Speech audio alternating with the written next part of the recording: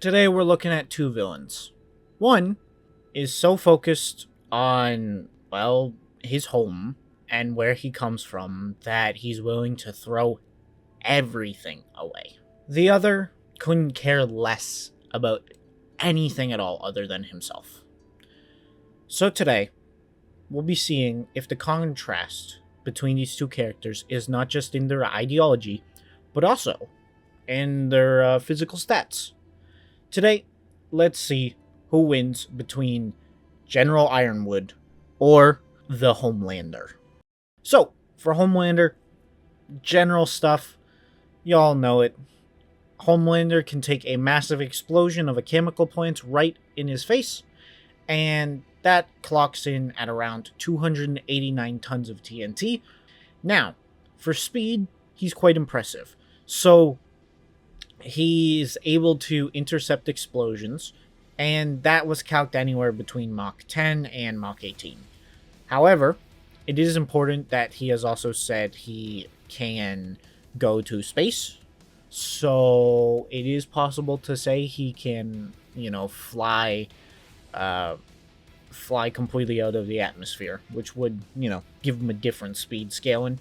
And yeah, overall, he's quite a solid combatant with enhanced strength, speed, durability. He can fly, laser vision, super hearing, X-ray vision, the whole 9 yards as far as Superman clones. Now, there is a little bit of a highball that I want to talk about, and that is his scaling to the Tsar Bomba, which was clocked in between 50 and 80 megatons of TNT. And while it's not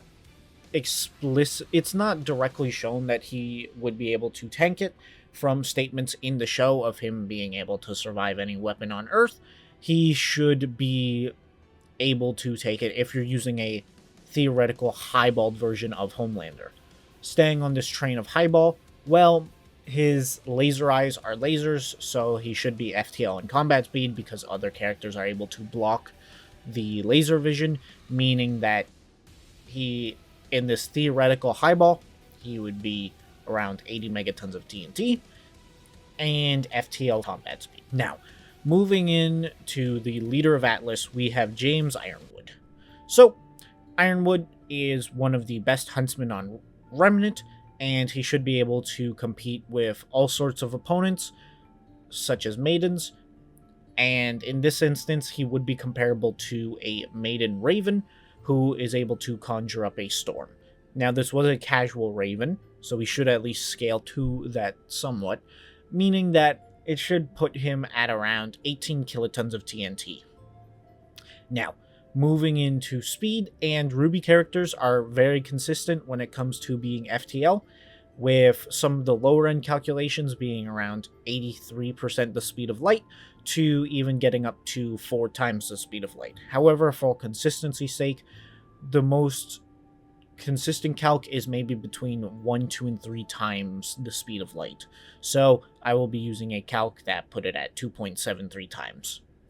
Now, it's time we go into James's highball. So, for the highball of James Ironwood, we are going to be comparing him to the long memory, basically destroying the whale and obliterating clouds above it. Well, this was calced in at around 62 megatons of TNT, or way more powerful than most nuclear bombs. Except the Tsar Bomba, but we'll get into that. Now, getting into his speed, we would just sort of use the higher end calculations for his FTL feats, so that would put him at around 4 times the speed of light. Now, getting into his arsenal, he has a normal gun, but he also has a black gun, which he can use to propel himself in any direction he wants, giving him better air movement. Also, on top of that, he can combine his guns with a large amplifier and turning it into an even bigger gun, which was implied to be able to kill both Winter and Penny if they were hit by it. So, let's get into the full fight. And I will be starting off with the normal, standardized, consistent levels, And, well, there goes Homelander. Yeah. So, Ironwood is 18 kilotons. Homelander is 289 tons. A kiloton of TNT is worth about 1,000 tons of TNT. So, the strength gap is genuinely enormous. On top of that, Homelander only being in the Mach ranges compared to Ironwood being FTL or relativistic at the lowest end means that he is 100% bullying Homelanders in this instance. It doesn't matter if Homelander has a superior arsenal, the stat gap is just too wide. However, what happens if the stat gap is in Homelander's favor? I know, weird for a change.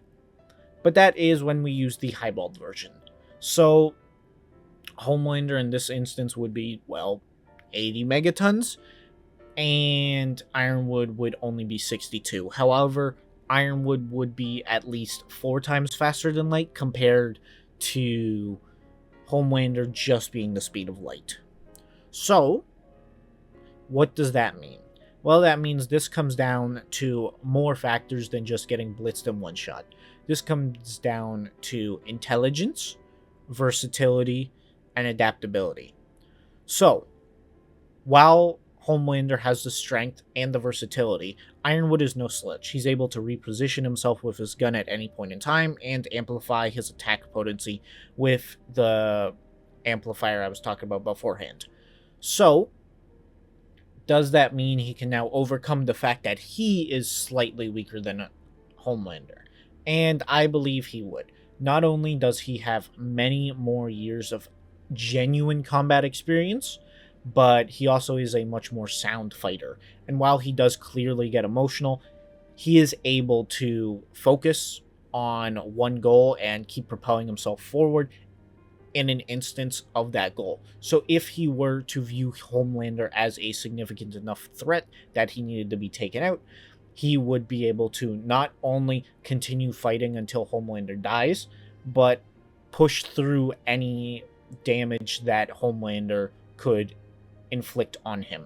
Adding on top of that, Aura is downright busted in most versus scenarios, because that while it does mean they do not have a defense and they have much lower durability, they still have what is essentially a free hit. And in a battle where every hit is lethal, having the ability to take an extra few shots without your body being damaged or slowed down does genuinely make every fight you enter into much easier. But that's just what I think.